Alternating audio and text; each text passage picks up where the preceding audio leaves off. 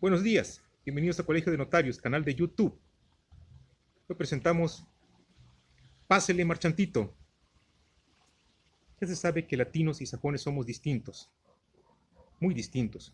Esto no es ninguna novedad, pero ahora examino en particular un problema delicado que repercute en las finanzas de los países latinos cuando un comerciante hace negocios con el exterior.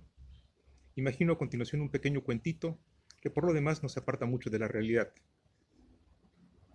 Mi primera escena es la siguiente. En un país de América Latina, un vendedor hispano ve llegar a un turista anglosajón o germánico.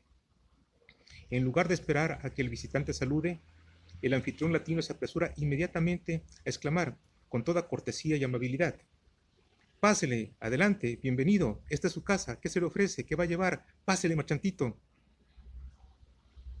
En verdad, el vendedor hispano siente que por el solo hecho de abrir la tienda, acomodar los productos en los estantes y asignarles un precio, está haciendo una oferta en toda regla y que por tanto corresponde al comprador visitante aceptarla eventualmente y así cerrar la operación. De hecho, efectivamente así lo dice la ley. Si una persona hace una oferta a otra, queda ligada por su oferta en sus términos. En efecto, así lo dice en el Código Civil de la Ciudad de México, los códigos de las entidades federativas, el Código Civil Federal, los códigos de España, Italia y Portugal, por ejemplo. Todos en el mismo sentido: vincular firmemente la oferta realizada y constreñir al oferente a la espera de la aceptación correspondiente. Presento ahora la escena contraria. Un vendedor en una lujosa tienda de regalos en una ciudad de Inglaterra o de Alemania ve llegar a un turista latino. El vendedor, según es habitual, suele mostrar un poco de indiferencia, saluda sin mucho afán o finge estar ocupado leyendo el periódico. Por el contrario, el turista hispano tiene la cortesía, si bien en forma tímida, de saludar, pedir permiso para entrar y hasta justificar su presencia en la tienda. Pues bien, de acuerdo con la ley local y también de acuerdo a sus costumbres comerciales, el vendedor sajón no entiende que está haciendo una oferta. Para él el asunto es al revés. Es decir, quien llega a su tienda, a su negocio, a su casa, debe presentar una oferta.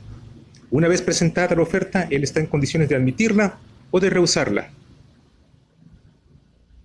Así, en el extremo opuesto es ejemplo de esto el artículo 145 del Código Civil alemán, que consigna la denominada exclusión voluntaria de vinculación del oferente y la regla general de que en la duda no puede considerarse como concluido el contrato, no hay contratación. En otros ordenamientos, e incluso en el Código Civil de Perú, un país latino pero con un código germánico, de ascendencia germánica, se dice literalmente que una oferta al público vale solamente como una invitación a ofrecer. Ambas actitudes, la del vendedor latino y la del vendedor sajón o germánico, sin duda responden a diferentes idiosincrasias, producto de la raza, de la cultura, de los distintos sistemas legales. La cuestión podría ser anecdótica y permanecer en este nivel intrascendente, si no fuera por un punto importante, y me serviré de ellos por 3 ejemplos. Primer ejemplo.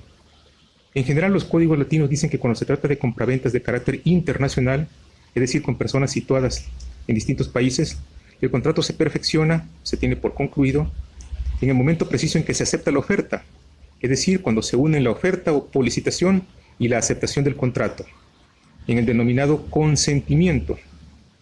Esto es así porque se considera por una ficción legal que los contratantes se encuentran como presentes ante sí, aunque en realidad estén separados por miles de kilómetros, siempre y cuando el contrato sea en tiempo real, desde luego.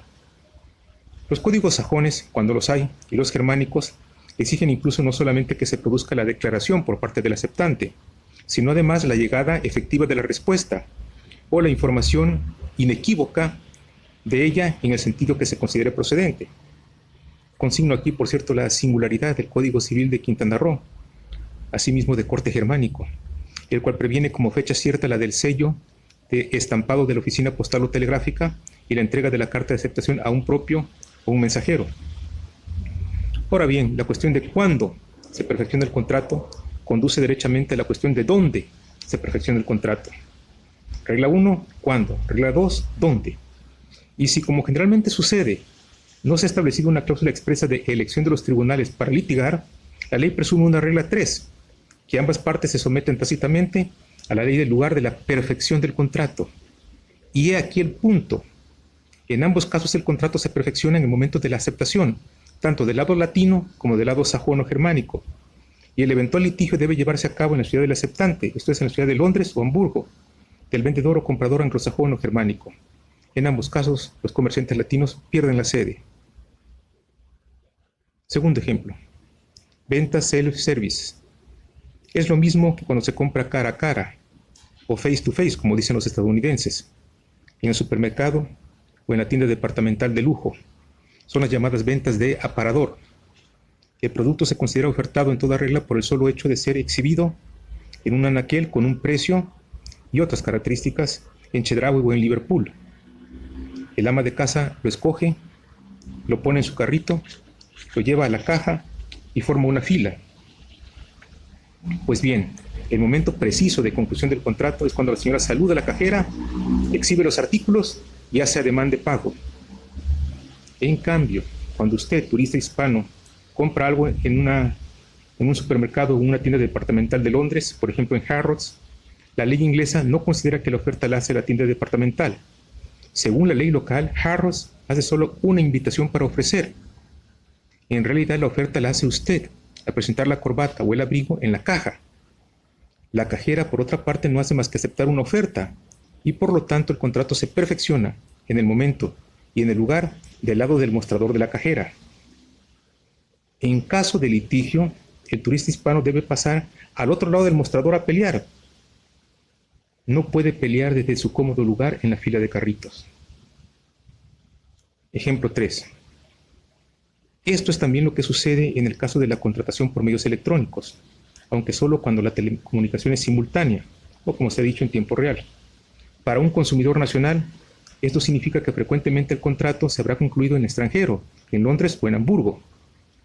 Así, imaginemos un vendedor de café mexicano que hace un contrato con alguna compañía en Europa. Invariablemente nuestra ley y la de ellos dice que el contrato se perfecciona en el momento y en la ciudad donde se acepta el contrato. Y en ambos casos la aceptación tiene lugar del lado del derecho anglosajón y germánico, siempre en detrimento de la regla latina, ya sea italiana, portuguesa, latina o hispana en general. Y esto es así por la regla 3 desdichada, que decide fijar el momento preciso de la oferta en dos puntos distintos. De los argumentos expuestos se desprende claramente que en un contrato de compraventa internacional de mercaderías tiene que establecerse primero el momento de cuándo se perfecciona el contrato. A este primer punto sigue el del lugar del perfeccionamiento, esto es, la ciudad donde se acepta, segunda regla. Si ambas cosas son así y las partes no han decidido la selección del foro para un eventual litigio, la ley previene entonces la tercera regla, que ambos se sometan a los tribunales de la ciudad donde se haya perfeccionado el contrato. Esto deja otra vez en una posición desfavorable a los contratantes latinos, es decir, a los contratantes cuyas leyes siguen el sistema afrancesado del Código de Napoleón. Es como el juego del gato, que busca hilar tres marcas consecutivas en forma vertical, horizontal o diagonal. El jugador que hace la primera jugada y que además elige el centro, tiene mayores posibilidades de ganar. Ahora bien, en las operaciones internacionales es al revés. Quien hace la primera jugada debe esperar resignadamente a que el otro la cierre de su lado, de conformidad con la primera regla, que dice que el contrato se perfecciona en el momento de la aceptación. El aceptante siempre va a ganar el lugar donde se va a litigar. Esto es así porque en virtud de la segunda regla, el cuándo es seguido por el dónde, y este último, en virtud de la tercera regla, por la selección automática del foro para litigar.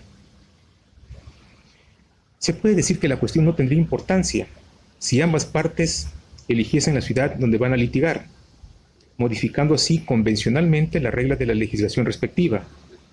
Pero por desgracia esto no es así. En la práctica internacional el contrato y las reglas para litigar son impuestos por las grandes corporaciones transnacionales. Poco puede ser para evitarlo, en efecto, un vendedor de café en Huatusco o en Coscomatepec cuando hace negocios con los abogados de Starbucks o de Italian Coffee y no dispone además de ayuda profesional o gubernamental. En esas condiciones, se les obliga a seguir el juicio con un sistema legal distinto, en un lugar diverso y en un idioma diferente, con todas las desventajas que ello supone. Por esta razón, las reformas más significativas de los grandes códigos civiles en los últimos años han tenido lugar precisamente en la teoría de las obligaciones. Ejemplo de ello es el Código Civil francés. Contrariando su condición latina, el Código Civil francés dice ahora, más de 200 años después, que la oferta hecha en general o hacia persona indeterminada debe incluir necesariamente los elementos esenciales del contrato. De lo contrario, solo habrá una invitación para entrar en negociaciones. El Código Civil de Argentina, 2015, hace lo propio y previene ahora que la oferta dirigida a personas indeterminadas es considerada solo como una invitación para que se hagan ofertas. Pero hay otros códigos también nuevos que, no obstante ello, persisten en la vinculación estricta de la oferta.